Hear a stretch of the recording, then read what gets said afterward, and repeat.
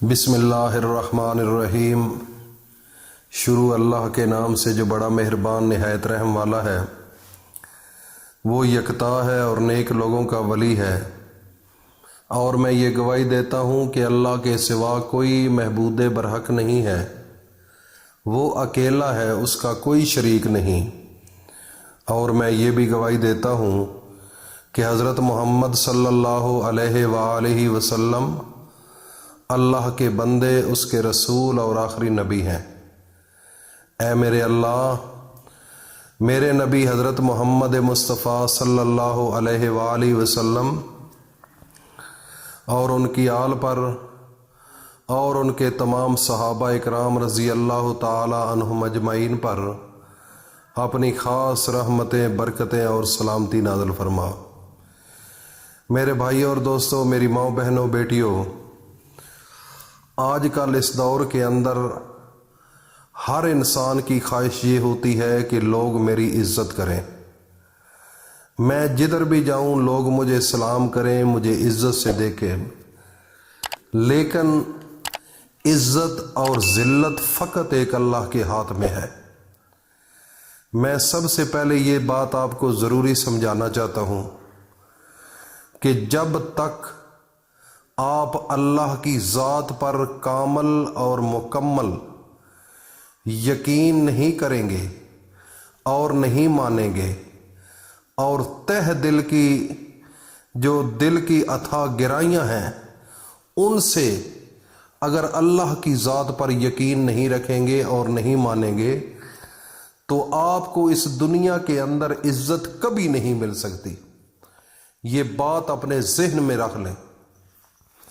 اس کی مثال میرے ذہن میں آ چکی ہے۔ حضرت یوسف علیہ نبینا علیہ الصلاۃ والسلام کا واقعہ ہر انسان کو پتہ ہے۔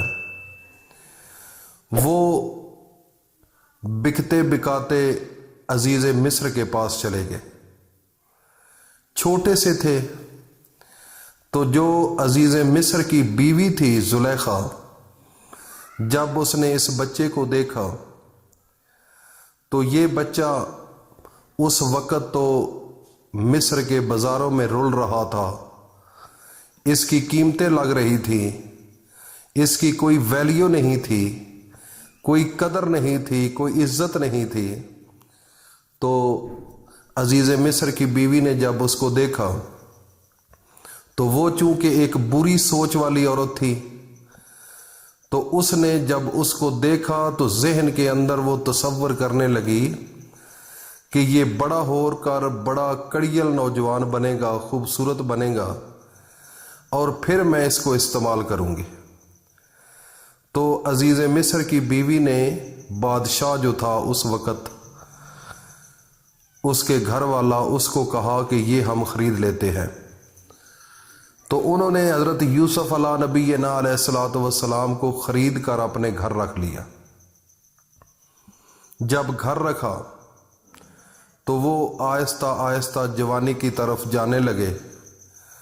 تو قرآن مجید کے اندر لکھا ہوا ہے کہ جب اللہ کے پیغمبر یوسف علیہ نبینا علیہ الصلاۃ والسلام صحیح کڑیل نوجوان بن گئے، صحیح شباب آ گیا، طاقت آ گئی، اور جب انسان جوانی کے مرحلے پر ہوتا ہے تو اللہ کی طرف سے خوبصورتی آ جاتی ہے زیادہ۔ لیکن وہ تو تھے ہی اللہ کے پیغمبر، ان کا تو بچپن بھی خوبصورت، جوانی بھی خوبصورت، اور بڑھاپا بھی خوبصورتی میں تھا۔ تو زلیخا جب وہ صحیح کڑیل نوجوان بنے تو وہ پھر بری نیت کے ساتھ اس کے آگے پیچھے ہونے لگی حضرت یوسف کے۔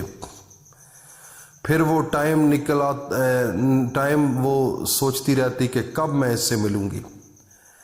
ایک دن عزیز مصر گھر سے گئے تو اس نے پروگرام بنایا کہ آج میں حضرت یوسف علیہ السلام کو آج جو ہے وہ میں استعمال کروں گی۔ تو یوسف علیہ السلام کو اس نے ایک کمرے کے اندر داخل کیا، تو کمرے کے اندر داخل کر کے اس کو تالا لگایا۔ پھر اس سے آگے ایک کمرہ تھا، پھر اس کے اندر لے گئی، پھر پیچھے والے کو تالا لگایا، پھر تیسرے کمرے میں لے گئی۔ وہ کہتے ہیں کہ 12 دری تھی، 12 کمرے تھے، اس سے پہلے سے پیچھے ایک، اس سے پیچھے، اس سے پیچھے، اس طریقے سے بنے ہوئے تھے۔ جب وہ چھٹے کمرے میں لے کر چلی گئی، ایک روایت کے مطابق 7ویں بھی ہے، لیکن یہ مختلف روایت ہیں، اس کو کچھ صحیح ہے کچھ صحیح نہیں ہے۔ برکیف جب اس کو یہ پتہ چل گیا کہ اب یوسف یہاں سے بھاگ نہیں سکتا، تو اس نے کیا کیا؟ اس وقت سب پیچھے سے تالے لگا دیے۔ تو یوسف علیہ السلام کو سر سے اپنے دوپٹہ اس نے اتارا زلیخا نے، تو جیسے یوسف علیہ السلام اب اکیلے تھے، وہ بھی اکیلی تھی، اب اس کے ذہن میں یہ خوف ختم ہو چکا تھا کہ اب ہمیں کوئی نہیں دیکھے گا، اب یہاں سے یوسف دوڑ بھی نہیں سکتا۔ تو ایک وہ پنجابی کا وہ نور جہاں کا گانا بھی ہے کہ آ سینے نال لگ جا ٹھاں کر کے، تو وہ بری سوچ والی عورت تھی، تو ایسے دونوں ہاتھ ایک سامنے کر کے تو کہنے لگی کہ آ جاؤ مجھے سینے سے، میرے سینے کے ساتھ لگ جاؤ۔ جب یوسف علیہ السلام کو اس نے دعوت گناہ دی، تو یوسف علیہ السلام اسی وقت سوچنے لگ گئے، اور اللہ کی طرف جو ہے وہ فوراً دھیان چلا گیا۔ تو اللہ کے ساتھ باتیں کرنے لگے۔ کیا بات کی؟ اس وقت یوسف علیہ السلام نے فرمایا، اے میرے اللہ، میں جس جگہ پر ہوں، اگر تو بچا سکتا ہے تو تو بچا سکتا ہے، تیرے بغیر اب دنیا کی کوئی طاقت نہیں جو مجھے بچا سکے، اے میرے اللہ میری مدد فرما۔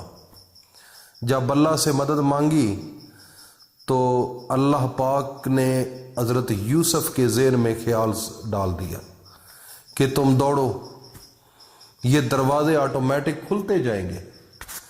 تو جب زلیخا نے دونوں ہاتھوں سے پکڑنے کی کوشش کی کہ سینے سے لگا لوں، ایسے وہ بے غیرت عورت تھی، تو اس نے وہ اپنے ایک نشے میں تھی، تو جب وہ اس نے پکڑنے کی کوشش کی تو حضرت یوسف علیہ السلام دروازے کی طرف دوڑ پڑے۔ جب دوڑے تو پھر کیا ہوا؟ دروازے کھلتے گئے، کوڑ کوڑ ہوتی گئی۔ تو جو مین دروازہ تھا جب وہ کھلا تو یوسف علیہ السلام کا کرتا، اس کا پچھلا حصہ، اس کے اوپر اس کا ہاتھ تھا۔ جب جہاں سے اس نے ہاتھ رکھا تھا وہ کرتا ہی پاٹ گیا، وہ پھاڑ گیا، پھٹ گیا وہاں سے۔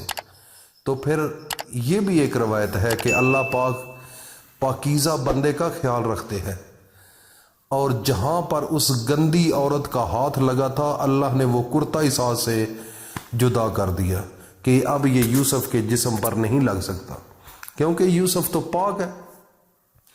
تو وہ جب باہر سامنے ہوئے تو عزیز مصر بھی آگے، اس کے وزیر مشیر سب تھے، تو انہوں نے جب دیکھا تو وہ ہانپ رہی تھی، وہ فوراً کہنے لگی، اس قسم کے غلام رکھتے ہو جس نے آج میری عزت پر حملہ کیا ہے؟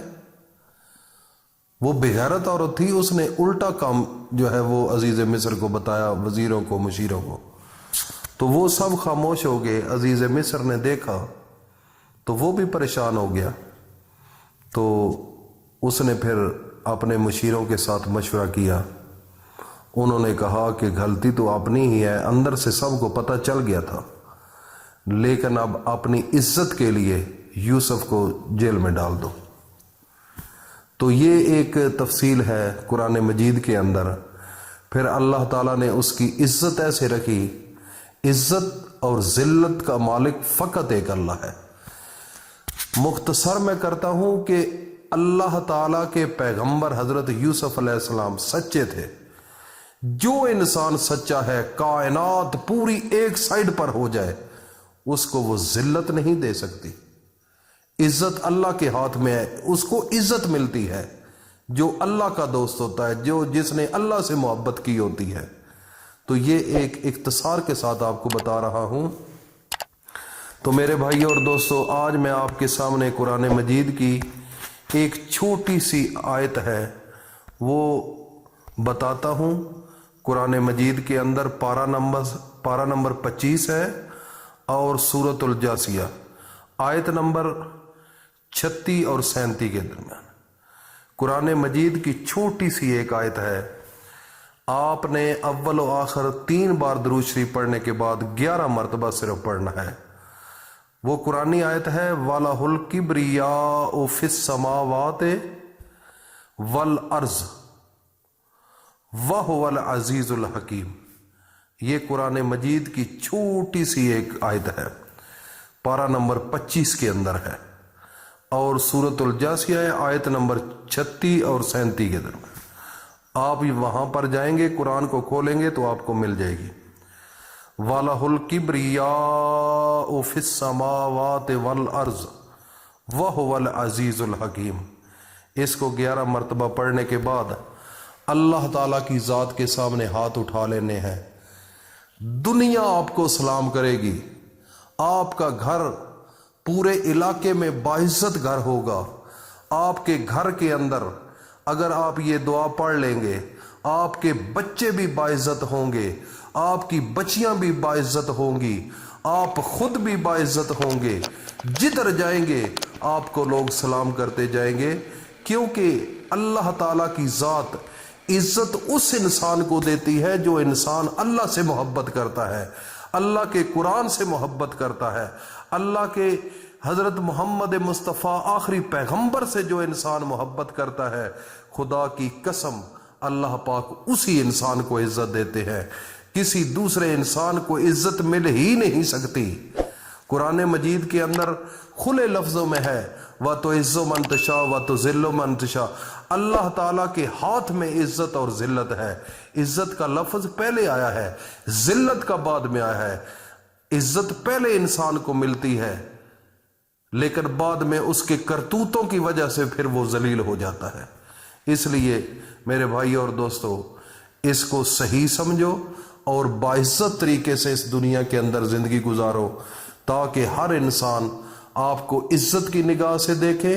تو جب انسان اچھا ہوتا ہے تو اللہ بھی اس کی عزت کرتا ہے اور انسان بھی اس کی عزت کرتے ہیں۔ جب وہ اس دنیا سے جائے گا تو فرشتے اس کو سلام قولا من رب الرحیم سلام کریں گے۔ تو میرے بھائی اور دوستو، جینا ہے تو ایسے جیو۔ اللہ پاک ہم سب کو اس پر عمل کی توفیق عطا فرمائے۔ السلام علیکم ورحمۃ اللہ۔